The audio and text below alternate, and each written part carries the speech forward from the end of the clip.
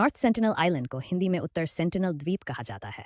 ये द्वीप भारत के अंडमान और निकोबार द्वीप समूह में स्थित है और यहाँ पर सेंटिनेली जनजाति रहती है। ये लोग बाहरी दुनिया से पूरी तरह कटे हुए हैं और बाहरी संपर्क से बचते हैं। भारत सरकार ने इस क्षेत्र को आरक्षित क्षेत्र घोषित किया है और यहाँ बिना अनुमति जाना पूरी तरह प्रतिबंधित है। उत्तर सेंटिनल द्वीप और वहाँ की जनजाति के बारे में जानने लायक कुछ प्रमुख बातें। उत्तर सेंटिनल द्वीप अंडमान द्वीप समूह के पश्चिम में स्थित है। ये बंगाल की खाड़ी में पड़ता है। सेंटिनेली जनजाति ये दुनिया की सबसे अलग थलग रहने वाली जनजातियों में से एक है। माना जाता है कि वे लगभग 60,000 साल से यहाँ रह रहे हैं। वे बाहरी लोगों से संपर्क नहीं करते और संपर्क की किसी भी कोशिश पर आक्रामक हो जाते हैं। भारत सरकार ने इस द्वीप को संरक्षित क्षेत्र घोषित किया है।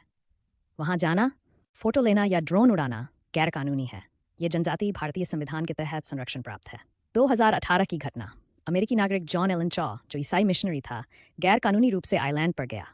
सेंटिनेली लोगों ने उसकी हत्या कर दी, जिससे ये द्वीप फिर चर्चा में आया। इसके बारे में हम वीडियो में आगे विस्तार से जानेंगे। भाषा और जीवन शैली। उनकी भाषा दुनिया की किसी भी भाषा से मेल नहीं खाती। वे शिकारी संग्राहक हैं, शिकार करते हैं, मछली पकड़ते हैं और जंगल से खाना जुटाते हैं। उनके पास धातु के कुछ औजार होते हैं जिन्हें वे समुद्र में बहकर आए सामान से बनाते हैं।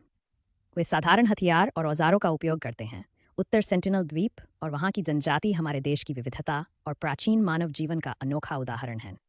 हमें उनकी निजता और संस्कृति का सम्मान करना चाहिए। जॉन एलन चॉ एक अमेरिकी ईसाई मिशनरी थे जो 2018 में भारत के अंडमान और निकोबार द्वीप समूह के उत्तर सेंटिनल द्वीप पर स्थित सेंटिनेली जनजाति से संपर्क करने का प्रयास करते हुए मारे गए थे। जॉन ने अपने जीवन का अधिकांश समय मिशनरी कार्यों में बिताया और उन्होंने मैक्सिको, दक्षिण अफ्रीका और इराकी कुर्दिस्तान में सेवा की। उनका सपना था कि वे सेंटिनेली जनजाति को ईसाई धर्म से परिचित कराया।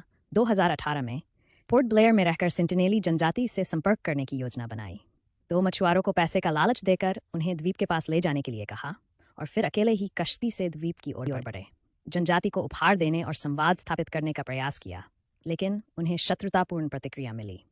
17 नवंबर 2018 को उन्होंने अंतिम बार द्वीप पर जाने का प्रयास किया, जिसके बाद आइलैंड के लोगों ने तीर से हमला कर दिया, जिससे उसकी मौत हो गई। जिसके बाद मछुआरों ने उन्हें जीवित नहीं देखा। चॉ ने अपनी यात्रा के दौरान एक डायरी लिखी जिसमें उन्होंने अपने अनुभवों और भावनाओं को साझा किया। उन्होंने लिखा, हे भगवान, मैं मरना नहीं चाहता, लेकिन अगर ऐसा होता है तो कृपया इन लोगों या भगवान से नाराज न हो। उन्होंने ये भी लिखा कि उन्होंने सेंटिनेली लोगों को मछली और अन्य उपहार देने का प्रयास किया, लेकिन उन्हें एक तीर से घायल किया गया जो उनकी बाइबल में लगा। चॉ की मृत्यु के बाद भारतीय अधिकारियों ने उन मछुआरों को गिरफ्तार किया जिन्होंने उन्हें द्वीप के पास ले जाने में मदद की थी। भारत सरकार ने सेंटिनेली जनजाति के खिलाफ कोई कार्रवाई नहीं की, ये मानते हुए कि वे बाहरी दुनिया से संपर्क नहीं चाहते और उनकी सुरक्षा सर्वोपरि है।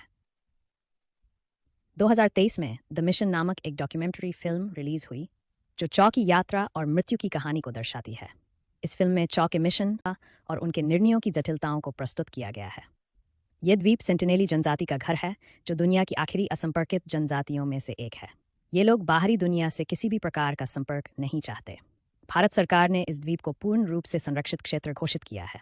यहाँ जाने की अनुमति किसी को नहीं है, ना ही आम नागरिकों को और ना ही शोधकर्ताओं को। सेंटिनेली लोग बाहरी लोगों को देखते ही हमला कर देते हैं। वे तीर और भालों से लैस रहते हैं। इनके बारे में बहुत ही कम जानकारी उपलब्ध है। उनकी भाषा, धर्म, रीति रिवाज आदि सब अज्ञात हैं। नॉर्थ सेंटिनल द्वीप पर इंसानों के निवास की संभावना लगभग 60,000 वर्षों से मानी जाती है। ये जनजाति बाकी दुनिया से पूरी तरह कटी हुई है। इतिहास में कुछ बार ब्रिटिश और भारतीय सरकार ने संपर्क की कोशिश की, लेकिन असफल रहे। 1880 के दशक में ब्रिटिश खोजकर्ता मॉरिस विडाल पोर्टमैन ने इनसे संपर्क किया, लेकिन उनकी मौजूदगी से कोई स्थायी संवाद नहीं बन पाया। सेंटिनेली जनजाति। यह जनजाति शिकारी संग्रहकर्ता हंटर गैदर्स हैं। वे खेती नहीं करते, बल्कि जंगल और समुद्र से भोजन जुटाते हैं। ये लोग बेहद छोटे समूहों में रहते हैं। अनुमानतः इनकी आबादी 50 से 150 के बीच हो सकती है। वे लोहे के औजारों का उपयोग करते हैं, जो समुद्र में बहकर आए जहाज़ों से जुटाए गए हो सकते हैं। क्यों संरक्षण जरूरी है? सेंटिनेली लोगों का बाहरी बीमारियों के प्रति कोई इम्यून सिस्टम नहीं है। अगर कोई वायरस उन तक पहुंचे तो पूरी जनजाति समाप्त हो सकती है। उनकी इच्छा का सम्मान करना और उन्हें उनकी प्राकृतिक स्थिति में रहने देना मानव अधिकारों और संस्कृति की विविधता की दृष्टि से आवश्यक है। सेंटिनेली जनजाति और मानवीय के संबंध को समझना एक गहरी और संवेदनशील बात है। क्या सेंटिनेली मानव हैं? हाँ, 100% सेंटिनेली भी उतने ही इंसान हैं जितने हम। उनका जीवन, संस्कृति और अधिकार पूरी तरह से मानवीय हैं।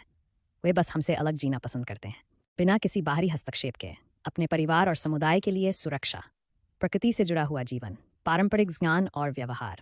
आधुनिक मानवता के लिए सेंटिनेली क्या मायने रखते हैं? सेंटिनेली जनजाति हमें यह सिखाते हैं कि हर किसी की स्वतंत्रता का सम्मान जरूरी है। तकनीक और विकास के बावजूद प्रकृति के साथ जीना संभव है। क्या उन्हें अकेला छोड़ना ही सही है? हाँ, जब हम किसी की आज़ादी, जीवन शैली और संस्कृति का सम्मान करते हैं, उन्हें छूने या संपर्क करने की कोई ज़रूरत नहीं है, क्योंकि वे बाहरी बीमारियों से सुरक्षित नहीं हैं। उनका इतिहास और संस्कृति नष्ट हो सकती है। उनका ना कहना भी एक मानवीय अधिकार है। मानवता उनके लिए क्या कर सकती है? उनकी सीमाओं की रक्षा करना, उन पर शोध या प्रचार की लालसा से दूर रहना, उन्हें जैसे वे हैं वैसे ही सम्मान देना।